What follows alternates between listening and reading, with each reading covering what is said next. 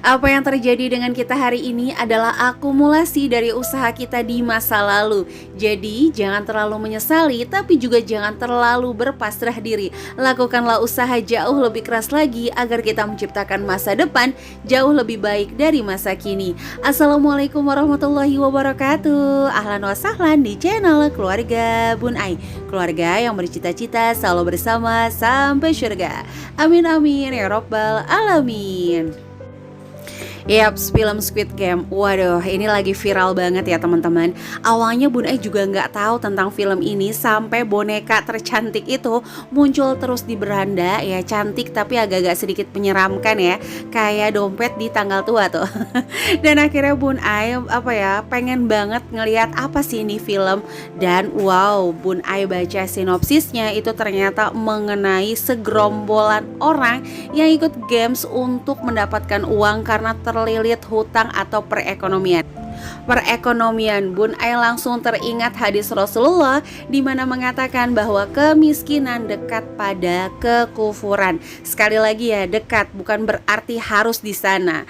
Nah, teman-teman, makanya nih ya, untuk financial planner atau budgeting, nabung itu benar-benar berfungsi bukan untuk memperkaya diri, tapi kita benar-benar mengelola jiwa dan raga. Waduh, udah kayak olahraga ya. Gimana caranya untuk mengelola keinginan-keinginan receh itu menjadi sebuah keinginan yang punya manfaat.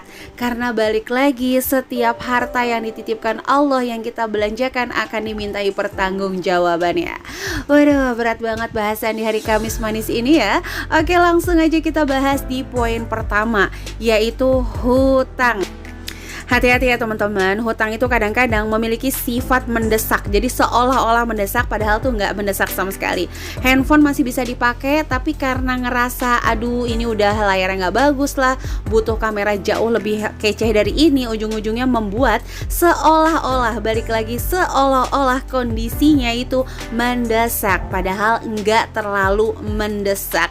Kenapa? Berhati-hati sama hutang. Yang nyuruh bukan pakar keuangan, tapi langsung dari Allah Subhanahu wa taala ya. Ibaratnya yang nyuruh tuh Tuhan langsung gitu. Jadi kita kalau udah disuruh Tuhan langsung, masa mau sok-sokan ngelanggar gitu kan? Hati-hati banget. Bukan nggak boleh ya, tapi benar-benar harus terfikirkan dengan baik.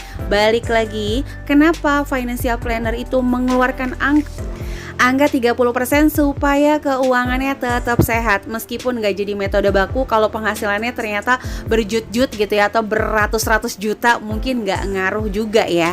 Iya, yang pertama, kalau menurut Bun Ai, pandangan Bun Ai balik lagi sebagai ibu rumah tangga biasa yang tukang belibet ya, mohon maaf teman-teman, yaitu supaya ada jarak agar kita tuh bisa mengumpulkan lagi. Jadi contoh, kita misalnya penghasilannya 6 juta, 30%-nya 1,8, kita masih punya sisa sedikit untuk menabung supaya membum ya, membubus hutang kita di tengah jalan, sehingga mudah-mudahan lunasnya akan jauh lebih cepat. Atau kalau bukan untuk bayar hutang, kita itu masih diberikan kesempatan untuk berinvestasi di tempat lain. Jadi nggak membabat habis betul-betul seluruh yang kita punya untuk memperjuangkan satu hal, mengerahkan seluruh kemampuan, kekuatan, pikiran hanya untuk membabat di satu hal tersebut. Makanya ada jarak, sehingga suatu saat kita punya dana lebih, itu kita bisa kumpulin untuk membum hutang di tengah jalan. Nanti di terakhir Bun Ai juga akan sedikit kasih simulasi untuk perhitungan macam-macam utang, satu aja tapi ya. Takut durasinya kepanjangan, teman-teman bosan nantinya. Karena balik lagi nih ya, ngomong kan ibu rumah tangga ya, bukan seorang pakar.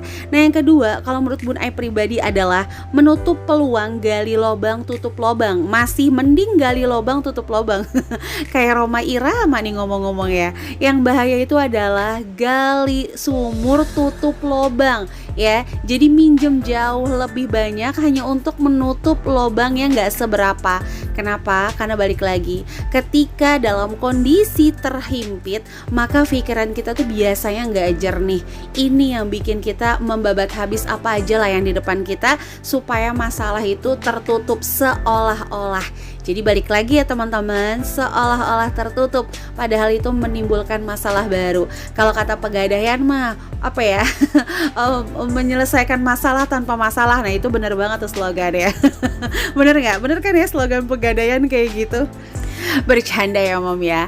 Jadi Bun itu di film ini belajar, ayo ibu rumah tangga yang dipercayakan oleh suami mengatur keuangan, baik yang pakai blazer atau yang cuma pakai daster, yang di depan komputer atau seputaran blender, nggak ada urusan. Kita harus benar-benar mengelola keuangan sebijaksana mungkin, sebaik mungkin, bahasanya tuh hati-hati mungkin, karena ini rezeki langsung dari Allah yang pastinya itu berupa titipan. Yang namanya titipan itu akan dimintai pertanggungjawaban.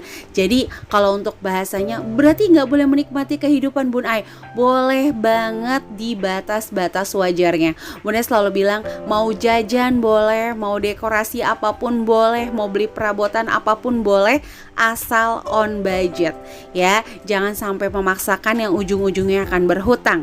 Nah yang ketiga adalah ketika kamu habis-habisan menggarap penghasilan kamu di satu tujuan tadi, maka bisa jadi kamu akan membuka peluang pintu hutang lainnya, sehingga kamu nggak punya spare atau nggak punya jeda untuk nabung. Ujung-ujungnya ketika nanti nih, contoh aja ya, misalnya kamu hutang rumah, mobil, dan motor, tiba-tiba ketika biaya pendidikan itu datang atau perpanjangan pajak kendaraan, acara besar seperti hitan atau nikah gitu ya, maka itu akan membuka peluang hutang lainnya teman-teman.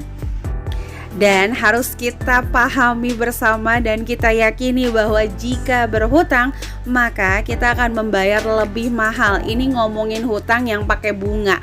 Kalau diutangin gak pakai bunga mah alhamdulillahirabbil alamin wa bihi nasta'in ya. bercanda ya. Alhamdulillah kalau misalnya gak pakai bunga. Cuma kalau pakai bunga itu pasti kita akan membayar lebih mahal dan masih punya resiko. Sewaktu-waktu naudzubillahi min dzalik Allah takdirkan ada ujian, masih punya resiko, itu bukan hak milik kita. Jadi balik lagi, yang terpenting adalah gak ada sih setahu Bun Ai lembaga atau siapapun yang mau minjamkan uang kalau gak punya uang.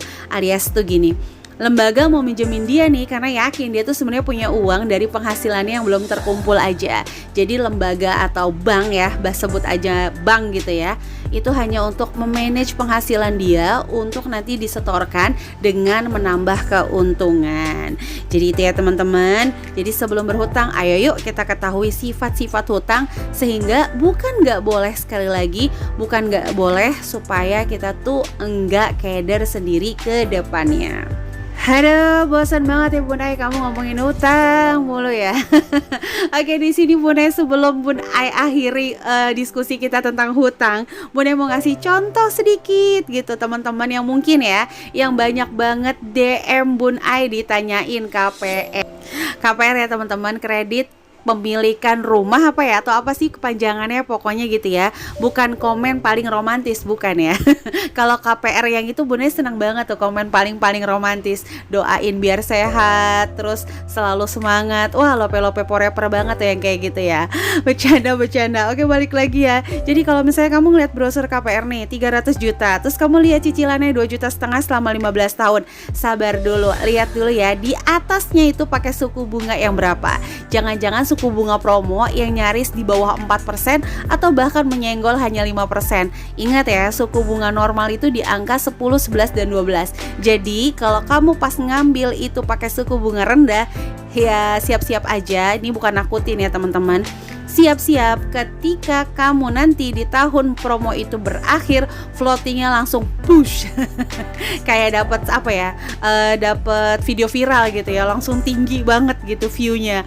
Nah sama, nanti cicilannya akan langsung tinggi banget. Itu yang kadang-kadang harus difikirkan, sesuai nggak nih dengan peningkatan pendapatan kamu, atau sesuai nggak dengan inflasi di harga rumah tersebut gitu. Balik lagi, Bun Ai bukan pakar tuh, nggak bosan-bosan. Ini mah apa ya, versi ibu rumah tangga. Nah, teman-teman juga harus tahu nih ya, dalam komposisi berhutang, ketika cicilan 2,5 juta itu nggak semudah kita bagi 1,250 deh bunga, 1,250 deh pokok di awal, itu nggak gitu. Bank juga mau untung lebih dulu teman-teman. Jadi bisa jadi di komposisi 2,5 juta itu 750.000 doang yang masuk pokok, 1,750 itu bunga. Makanya disebut bunga anuitas atau floating, yaitu dimana mengambil keuntungan lebih awal atau skemanya nanti menurun. Ya balik lagi, pokoknya harus benar-benar paham yang diambil.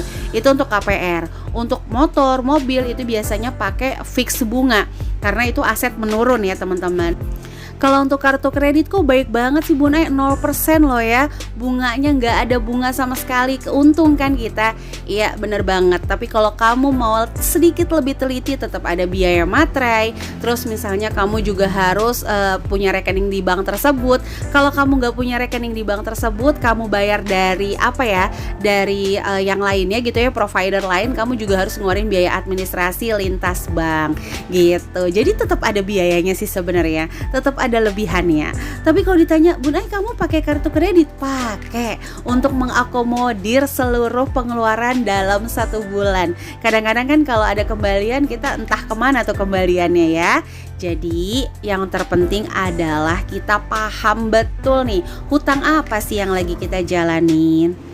Mohon maaf banget ya teman-teman, di sini Bun Ai nggak ada maksud sama sekali untuk menggurui. Ini mah hanya pengalaman berdasarkan ibu rumah tangga biasa aja, yang waktu itu memang Bun Ai pernah ngutang, pernah juga. Makanya benar-benar harus paham dulu nih, secara ya kan penghasilannya itu cuma dari satu sumber, yaitu pak suami. Makanya berhati-hati banget untuk langkah yang diambil.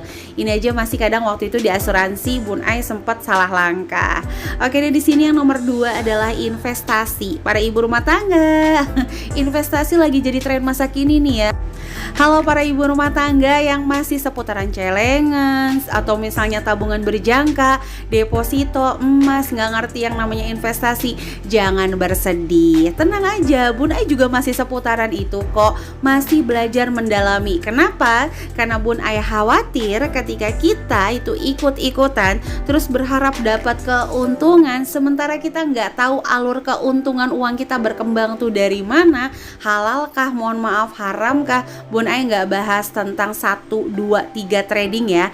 Itu balik lagi kalau teman-teman paham kok, karena sahamnya mainnya di properti muslim misalnya seperti itu. Khawatir nih Bun Ai naruh uang terus berharap keuntungan yang lebih, ujung-ujungnya nanti jadi judi kalau menurut Bun Ai.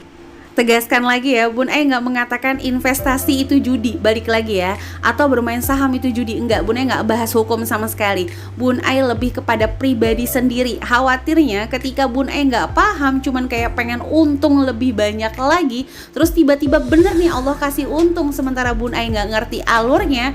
Khawatirnya Bun Ai itu seperti kayak judi gitu teman-teman, seperti ya seperti itu gitu kayak Syahrini bercanda. Jadi kalau ada yang tanya nge-DM Bun Ai investasi yang paling bagus tuh apa sih buat ibu rumah tangga yang paling paham, Bun Ai hutang terbaik tuh apa sih yang paling paham, produktif, konsumtif, itu nggak bisa disamaratain untuk seluruh individu. Ada yang mungkin buat kita tuh handphone mah konsumtif, tapi dia dengan handphone bisa cari uang lebih, berarti dia produktif dengan beli handphone kayak gitu ya teman-teman. Jadi balik lagi ke investasi, yang paling penting itu kita paham dulu deh, karena buat Bun Ai sih Bun Ai nggak pernah ngerasa tertinggal ya, meskipun yang lain udah nyampe reksadana atau yang mana Bun Ai belum, ya Bun Ai sih nggak pernah ngerasa tertinggal karena memang ilmunya belum sampai kayak gitu teman-teman. Aduh, balik lagi nih, yang poin terakhir adalah di Squid Game dikatakan bahwa di sana mati, di sini juga mati. Ya bahasanya di sini kalian udah berjuang duluan lah. Balik lagi ya teman-teman, benar banget yang namanya kematian. Aduh, agak-agak merinding nih Bun Ai ya. Bukannya bermaksud menggurui, sekali lagi, gak harus tua, gak harus sakit ya, gak ngutang atau punya utang atau gak ngutang juga yang namanya ajal itu pasti datang. Cuman kan sebagai manusia gitu ya, kita percaya ada surga dan neraka, kita pengennya meninggal dalam kondisi terhormat, bukan dihinakan. Dan belajar lagi di sinopsis terakhir yang katanya kakek-kakek itu ternyata dia yang bikin dengan alasan tuh kayak cuma iseng aja, pengen mengulang masa lalu bla bla bla. Menurut Bun Ai itu ada yang terlewatkan, karena di Squid Game beberapa peserta itu dijual organ tubuhnya untuk mendatangkan uang lebih. Ini membuktikan bahwa yang kaya belum tentu cukup, yang cukup udah pasti kaya. Buktinya dia punya banyak kekayaan, masih aja ngejualin organ untuk mendapatkan uang lebih gitu. Itu sih yang buat Bun Ai itu agak-agak sedikit terlewatkan. Jadi kalau dibilang enggak kok cuma iseng, bohong juga sih. Buktinya dia nyari duit lebih juga kan. Emosi banget Bun Ai? Enggak emosi. Dubbingnya malam-malam, kejar-kejaran takut baby Agni bangun lagi ya. Jadi gitu ya teman-teman. Jadi kita jangan pernah berpikir yang namanya mati juga nanti mati juga. Enggak. Perjalanan setelah kematian jauh lebih panjang dibanding perjalanan dunia ini. ini.